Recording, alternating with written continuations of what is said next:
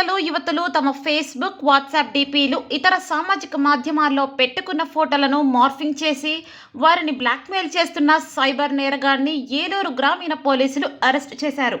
పోలీసులు తెలిపిన వివరాల ప్రకారం ఏలూరు మండలం చాటపర్రుకు చెందిన ఓ మహిళ తన ఫోన్లో కుమార్తె ఫోటోను ప్రొఫైల్‌గా పెట్టుకోగా ఓ సైబర్ నేరగాడు ఆ ఫోటోలను డౌన్‌లోడ్ చేసి నూడ్ ఫోటోలతో మార్ఫింగ్ చేసి తిరిగి ఆ మహిళ వాట్సాప్‌కే పెట్టాడు.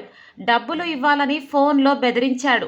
బాధితురాలు ఏలూరు పోలీసులను ఆశ్రయించడంతో కేసు నమోదు చేసి దర్యాప్తు చేపట్టారు. సైబర్ క్రైమ్ పోలీసుల సహకారంతో నిందితుడి ఆచూకీ కనుగొన్నారు.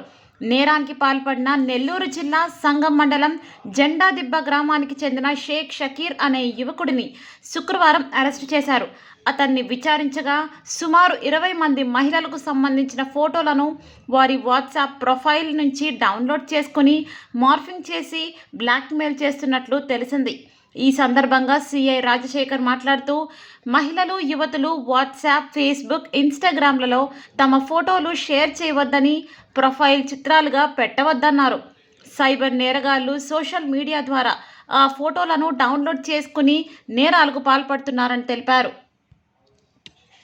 ఈ వాట్సాప్కు సంబంధించి చాటింగ్ చేసేటప్పుడు అమ్మాయిలు ప్రొఫైల్ పిక్చర్స్ని చూసి వాళ్ళ అమ్మాయిలు అయితే ఇతను వాళ్ళ కాంటాక్ట్లోకి వెళ్ళి ఆ కాంటాక్ట్ చేసి వాళ్ళతోటి చాట్ చేయడం మొదలుపెట్టి ఆ తర్వాత సబ్సిక్వెంట్గా వాళ్ళ చాటింగ్లో ఆపేసిన వాళ్ళు దాని గురించి కోప్పడిన దాని వెంటనే మార్పింగ్ చేసి బ్లూ ఫిల్మ్స్లో దొరికే బొమ్మల్ని తీసుకుని దానికి మార్పింగ్ చేసి హెడ్స్ను మార్చి ఆ ఫోటోల్ని మళ్ళీ వీళ్ళకి పెట్టి బెదిరించడం చేస్తూ ఉంటాడు. ఆ తర్వాత మళ్ళీ వీళ్ళ మీద కేసు అది పెట్టకుండా ఉండడం కోసం కానీ వేరే విధంగా కానీ ఇతను చేస్తూ ఉంటాడు. అలాగా అతన్ని ఈరోజు అరెస్ట్ చేశాము. అతని మొబైల్లో చాలామంది ప్రొఫైల్స్ని తీసుకుని రెడీ పెట్టుకుని ఉన్నాడు.